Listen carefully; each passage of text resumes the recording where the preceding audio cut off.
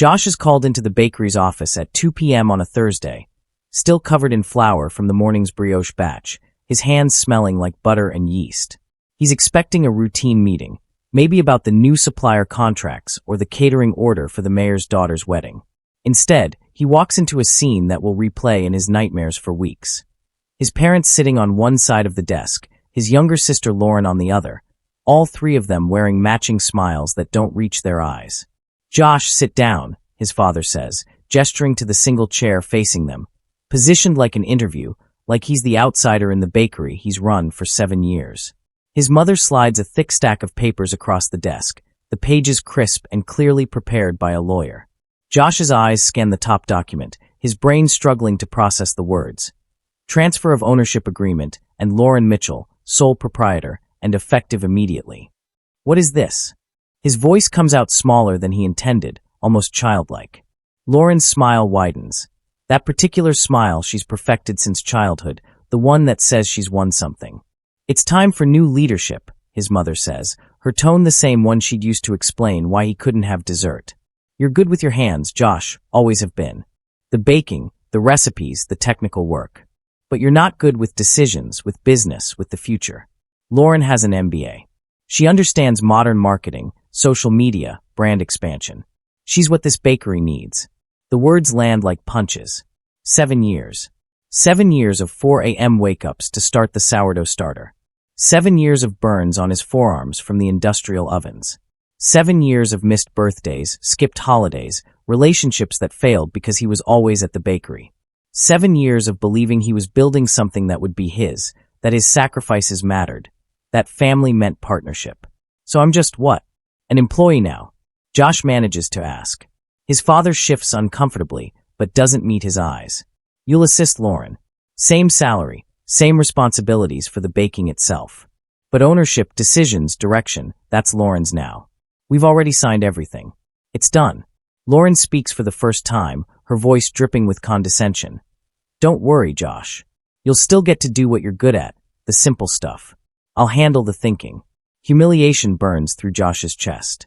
They're talking about him like he's a child, like he's some sort of idiot savant who can bake, but can't possibly understand business. Never mind that he's managed inventory for 7 years. Never mind that he negotiated with suppliers, created seasonal menus, built relationships with every regular customer. Never mind that the signature items people line up for, the honey lavender scones, the dark chocolate croissants, the rosemary focaccia, are all his recipes, his creativity, his work. Can I think about this?" he asks, knowing already that thinking about it won't matter. It's done. They've made the decision without him, about him, around him. He's been erased from his own story. "Nothing to think about," Lauren says cheerfully. "You start reporting to me Monday. I've already got some exciting changes planned. We're going to make this place actually profitable. Actually profitable. The bakery that's been in the black for 5 straight years. The bakery that's expanded twice. The bakery that has a waiting list for custom orders. Actually profitable." Josh stands up without another word and walks back to the kitchen, flour still dusting his black t-shirt, his hands shaking so badly he has to grip the counter to steady himself. Josh finishes the day working like a ghost. His movements are mechanical, weighing ingredients, kneading dough, piping frosting.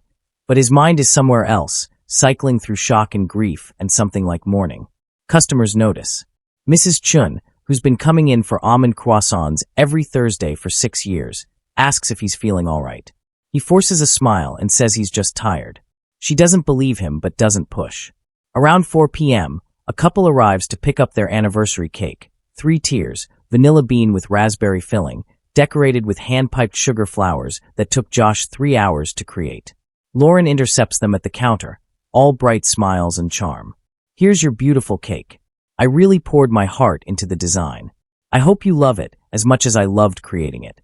Josh watches from the kitchen doorway as Lauren takes credit for his work, poses for a photo with the couple, and basks in their praise. She doesn't even glance his way. Something in Josh breaks, not loudly, not dramatically. Just quietly, like a thread pulled too tight finally snapping.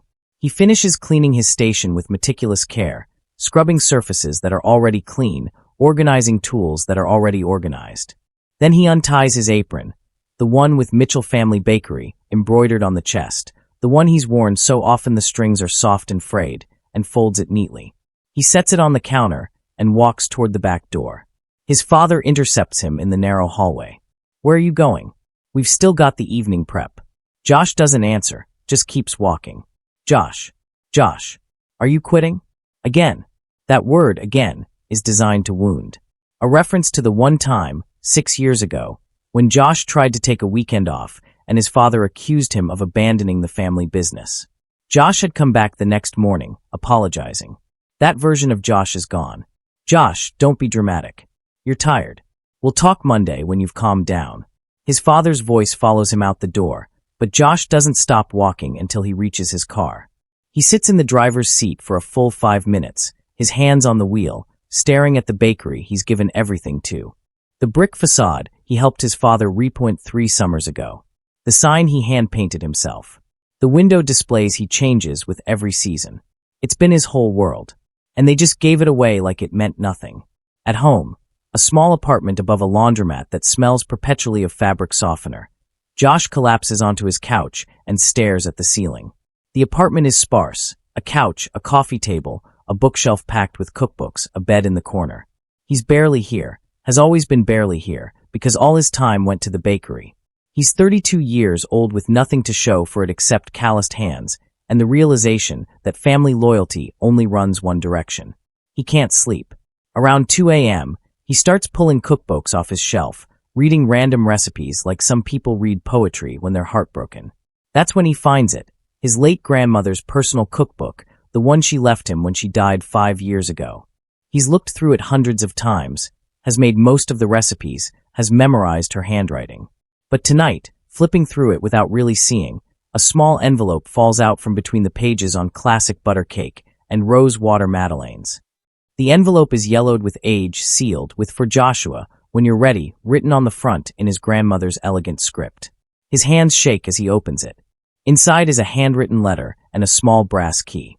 "My dearest Joshua, if you're reading this, then you've discovered what I always feared, that your father doesn't see you the way I do. He's a good man but a blind one, always favoring flash over substance.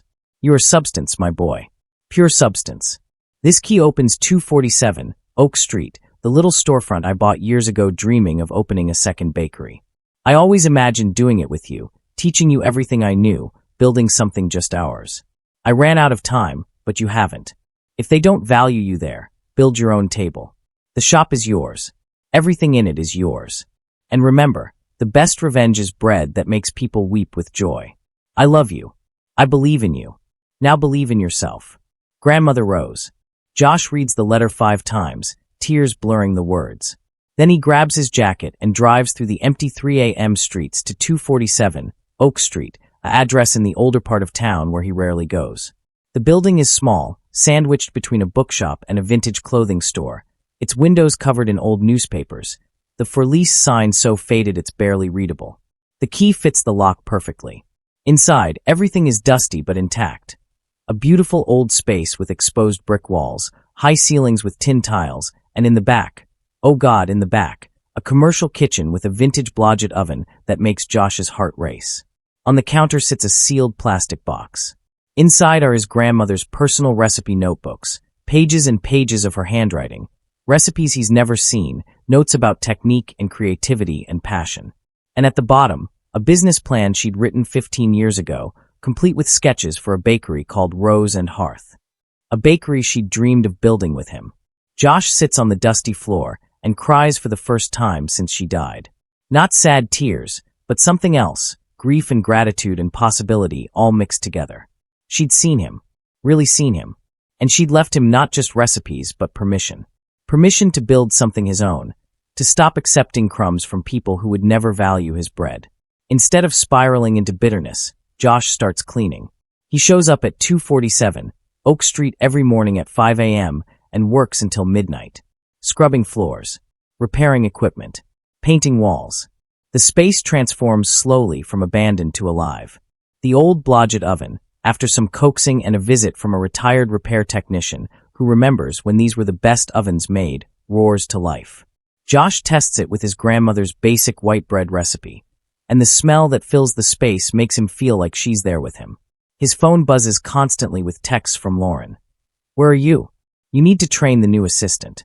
Josh, stop being childish. We need you Monday. If you don't come back by Monday, I'm replacing you permanently. That last text makes Josh smile for the first time in days. A real smile, not the customer service smile he's perfected. Replace him. She has no idea that you can't replace 7 years of muscle memory and recipe knowledge and relationships with suppliers who trust him. Let her try. A former coworker named Marcus shows up on Wednesday evening. He'd worked at Mitchell's for 2 years before quitting last month, citing management issues that everyone knew meant Lauren. Heard through the grapevine you were doing something, Marcus says, looking around the space with appreciation. Lauren's already insufferable. Showing up late, changing recipes without understanding them, treating everyone like servants. I'm offering to help if you need it. For free until you open. I just want to be part of something that matters. Josh wants to hug him, but settles for a handshake. I can't pay much at first.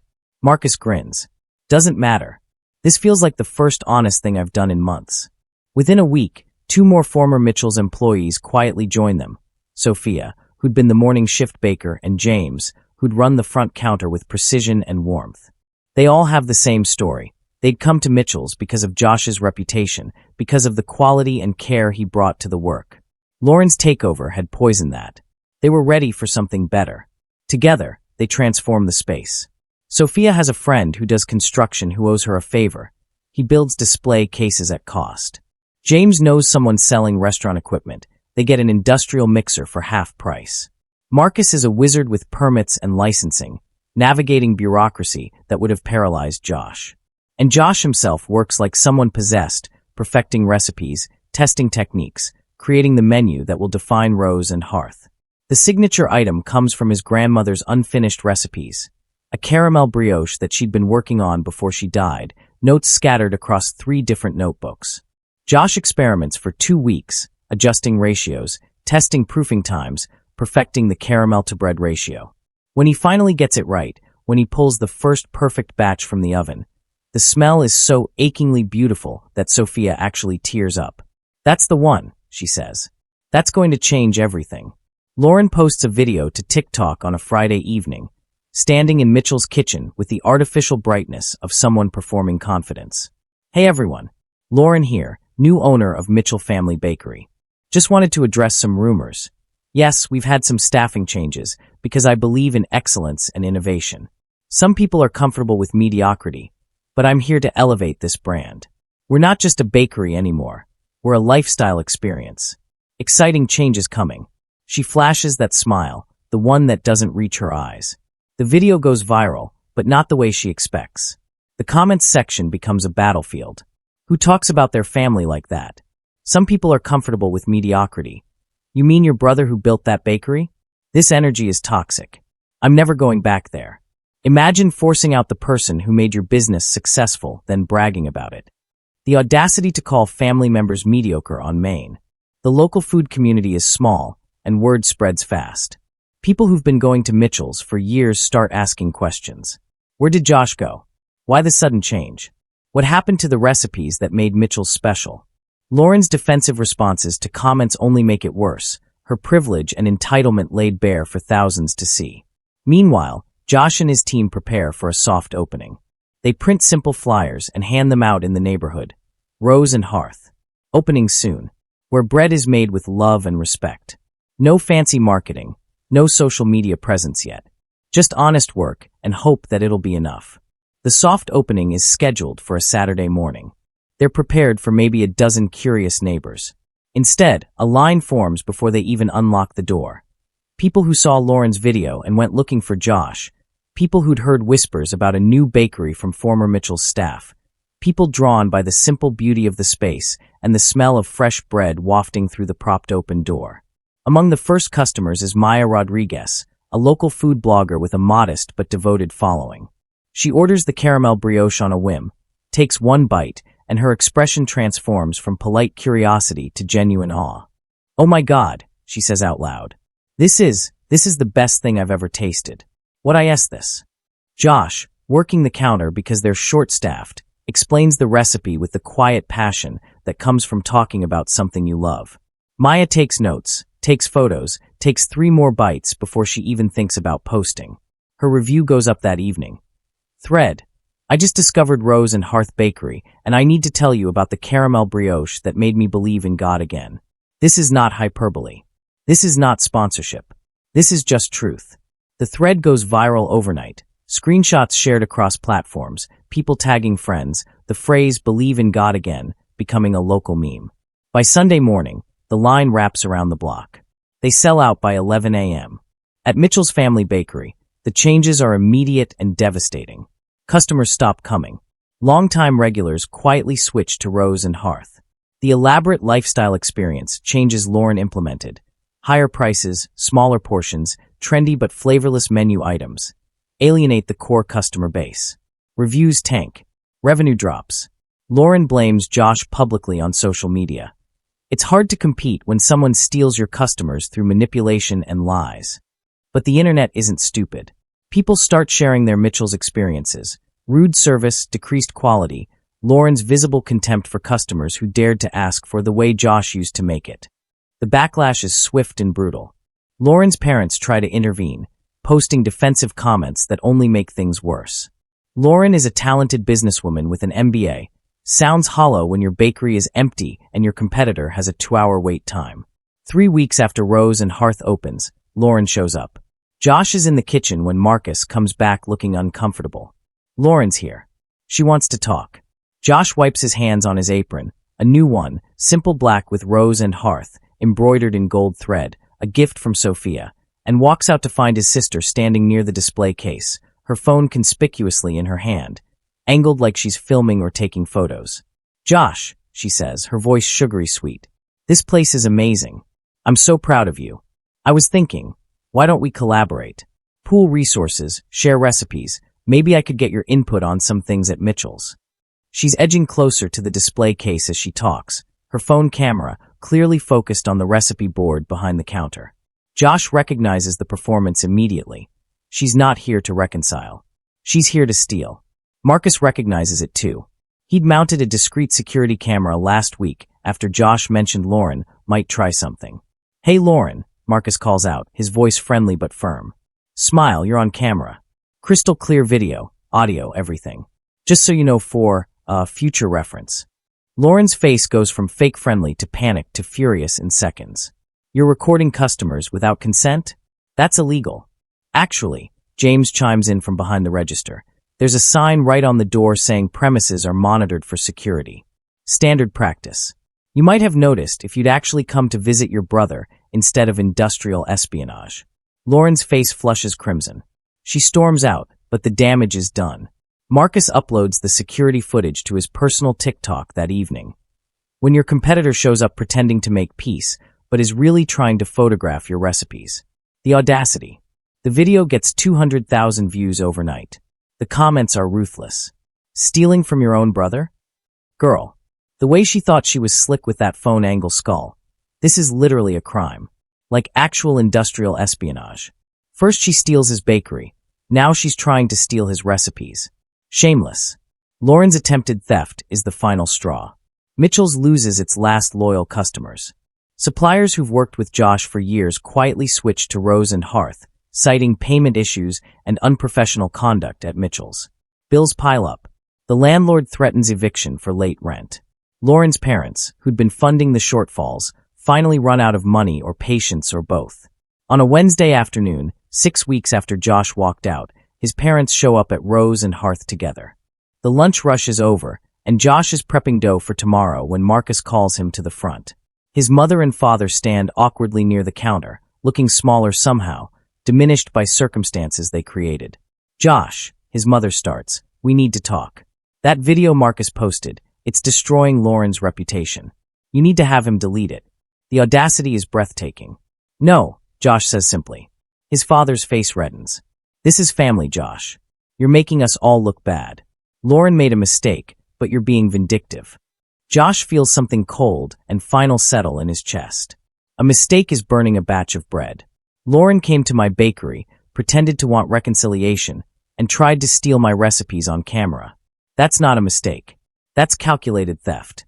Just like you transferred the bakery without telling me wasn't a mistake. It was a choice. You chose Lauren over me. Now live with that choice. His mother's eyes fill with tears, real or performed. Josh can't tell anymore. We thought Lauren would be better for the business. You have to understand. I don't have to understand anything, Josh interrupts, his voice quiet but firm. For 7 years, I gave everything to that bakery. I missed my own life. I sacrificed relationships, health, sleep, everything. And you repaid me by giving it to someone else and telling me I'm good with my hands, but not decisions. So no, I don't need to understand. But you do. You need to understand that actions have consequences. This is yours. They leave without achieving anything, and Josh feels something shift. Not triumph exactly, but relief. Like putting down a weight he's been carrying so long he forgot it was heavy. That evening, Lauren herself shows up. Not sneaky this time, not trying to steal anything. Just desperate. She's crying when she walks in, mascara streaking her face, her usual polish completely gone. Josh, please. The bakery is closing. We can't make rent. Suppliers are refusing to deliver. I don't know what to do. The old Josh, the one who existed 6 weeks ago, would have felt sorry for her. Would have helped despite everything.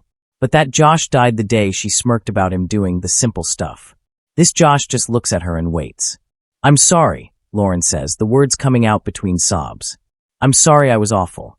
I'm sorry I took credit for your work. I'm sorry I underestimated you. Please, you have to help. You're my brother. I was your brother when you took the bakery, Josh says calmly. I was your brother when you mocked me in that meeting. I was your brother when you tried to steal my recipes. Being family isn't a card you play when you need something. It's a foundation you build with respect and trust. You destroyed that foundation. This is you learning what that costs. Lauren tries to argue, then begs, then screams, a full breakdown in front of Josh's customers, accusing him of destroying her, of being vindictive, of never supporting her. Josh doesn't respond with anger or raised voice. He just starts talking, his voice even and factual, laying out each moment they dismissed him, mocked him, undervalued him. You said I was good with my hands, but not decisions. I decided to leave. You said I'd fail. I built this. You said I was stealing customers. I earned them with quality and respect. Everything happening to you now. You built it yourself. I'm just not there to fix it anymore. 2 weeks later, Josh does something that surprises everyone, including himself. He buys Mitchell's family bakery. Not to save it, it's past saving as Lauren's operation, but to protect his grandmother's recipes that are still technically owned by the business, and to reclaim the space that holds his history. The price is pennies compared to what his parents paid. They're so desperate they'd probably have given it away. Lauren is fired, gently but firmly. You need to find something else, Josh tells her. Something you actually care about. This was never your passion. And that's okay. But you can't stay here. She leaves quietly, perhaps finally understanding that there's no coming back from what she did. Josh stands in the empty Mitchell's kitchen, the place where he learned to bake, where he burned his first loaf of bread at 14, where his grandmother taught him that baking is an act of love, and he cries. Not for what was, but for what he's about to create. Over the next month, Josh merges the 2 locations into one vision. Mitchell's becomes Rose and Hearth's production facility and teaching kitchen. The original Rose and Hearth space remains the customer-facing bakery. He hires respectfully, pays fairly, creates profit sharing so everyone has a stake in success. Former Mitchell's employees who left under Lauren's tenure are invited back. Most accept. And Josh establishes the Rose Mitchell Scholarship Fund, named for his grandmother, providing grants and mentorships to young bakers from underprivileged backgrounds, especially those without family support. The grand reopening is scheduled for a Saturday morning, exactly 3 months after Josh walked out of Mitchell's for the last time. The space is transformed, his grandmother's name in elegant gold lettering above the door, the interior a perfect balance of vintage charm and modern efficiency, display cases full of bread that makes people stop and stare. Josh's parents are invited. They come looking older and smaller and stand awkwardly near the back. At some point during the celebration, customers, former colleagues, suppliers, friends, media, all gathered to celebrate this impossible success story. A reporter asks Josh what changed everything. He thinks about his grandmother's letter, about that midnight drive to an abandoned shop, about the choice between bitterness and building, about aprons folded and possibilities opened. The day I took off my apron, Josh says, his voice clear and certain, I finally put myself first. Not selfishly, but healthily. I stopped waiting for other people to value me and started valuing myself. Everything after that was just baking bread, which I've always known how to do. 6 months after the grand reopening, Josh's grandmother's dream is alive in ways even she couldn't have imagined. Rose and Hearth has 2 locations, a thriving wholesale business, and a waiting list for their weekend baking classes. Josh has hired 12 employees, all paid above market rate with full benefits. The scholarship fund has awarded its first 3 grants. Young bakers who remind Josh of himself, talented but overlooked, hungry for a chance to prove themselves. On a quiet Tuesday morning, Josh is teaching a class to the scholarship recipients, teenagers and young adults learning the foundation of bread baking. He's demonstrating his grandmother's basic white bread, the one that started everything, and as he works the dough, he tells them about her. My grandmother taught me that baking is honest work. The dough doesn't lie. It doesn't care about your degree or your connections or who your parents are. It only responds to time, care, and respect. If you give it those things, it becomes something beautiful. One of the students, a shy 19-year-old named Maria who reminds Josh painfully of himself at that age, asks, "What if people tell you you're not good enough? That you can't do it?" Josh stops kneading, his hands still on the dough, and looks at her directly. "Then you fold your apron, walk away, and build your own table. You find people who see you. You work harder than everyone who doubted you. And you make bread so good that it speaks for itself." After class, Josh stays to clean up. This is still his favorite part. The quiet kitchen, the smell of bread cooling, the satisfaction of work done well. His phone buzzes with a text from Marcus. Line is around the block again. That caramel brioche is still undefeated. Josh smiles and heads to the front to help with the rush. As he ties on his apron, the black one with gold embroidery, he catches his reflection in the window and barely recognizes himself. Not because he looks different, but because he stands different. Taller. Steadier. Like someone who knows his worth and doesn't need permission to take up space. He touches the embroidered letters of his grandmother's name and whispers, "Thank you for seeing me, for believing in me, for teaching me that the best revenge is bread that makes people weep with joy." That evening, after closing, Josh's phone rings with an unknown number. He almost doesn't answer, but something makes him pick up. "Josh, it's Lauren." His first instinct is to hang up, but curiosity wins out. "What do you want?" She sounds different, smaller, humbler, more honest. "I'm calling to say I'm sorry. Really sorry. Not because I want something, but because I need you to know. I was awful to you. I was arrogant and cruel, and I took for granted everything you built. I see that now. I'm working at a non-profit now. Nothing glamorous, just honest work. And I've started therapy. I'm trying to understand why I treated people, especially you, the way I did." Josh is quiet for a long moment. "I appreciate you saying that." Lauren's voice cracks slightly. "I don't expect forgiveness. I don't deserve it. But I wanted you to know that I see it now. Everything you sacrificed. Everything you built. Everything I destroyed because I was too proud to see that intelligence isn't the same as wisdom, and credentials aren't the same as character. You tried to teach me that. I just wasn't ready to learn." They talk for 20 minutes, the most honest conversation they've had in years, maybe ever. Josh doesn't offer reconciliation, doesn't pretend the wounds have healed. But he also doesn't hold on to anger anymore. Anger is heavy, and he's done carrying things that don't serve him. When they hang up, Josh feels lighter. Not because he's forgiven her, forgiveness might come later or might not, but because he no longer needs anything from her. Not apology, not acknowledgement, not validation. He's whole without it. On Saturday, Josh brings his parents to the bakery during a quiet afternoon hour. They've been avoiding the place, probably ashamed, probably not knowing what to say. Josh seats them at his favorite table near the window and brings them coffee and his grandmother's caramel brioche. Still warm, the caramel just sticky enough, the bread perfect and tender. His mother takes one bite and starts crying. "This is exactly like her recipe," she whispers. "The one she never let anyone else make. She left it for me," Josh says quietly. "Along with this shop, these recipes, and a letter telling me to build my own table if you didn't value me at yours. She saw what you didn't, that I was capable of more than you believed. She gave me permission to prove it." His father looks like he's aged a decade. "We were wrong. So completely wrong. About you, about Lauren, about what mattered. We threw away the person who built everything because we were too blind to see value that didn't come with a degree." Josh nods. "You did. And I can't pretend that doesn't hurt. Probably always will. But I'm not angry anymore. I'm grateful. Because your rejection pushed me to build something I actually love, surrounded by people who actually respect me. So in a weird way, thank you. For showing me I deserved better than what you were giving me. They sit in silence, eating bread that tastes like forgiveness they haven't earned, but Josh is choosing to bake anyway. Not for them, but for himself. Because holding on to bitterness is exhausting, and joy is so much lighter. That night, Josh locks up the bakery alone, taking his time to make sure everything is perfect for tomorrow's morning rush. He stands in the kitchen, his kitchen now, legally and spiritually, and thinks about the journey from flour-covered employee to flour-covered owner. About his grandmother's faith in him. About the apron he folded and the life he built after. About the students he's teaching and the bread they'll make. About second chances and chosen family and the sweetness of success earned through integrity rather than entitlement. He pulls out his phone and takes a photo of the space. The industrial mixers humming softly, the ovens cooling down, the marble counters clean and ready, the warmth and the peace and the possibility of it all.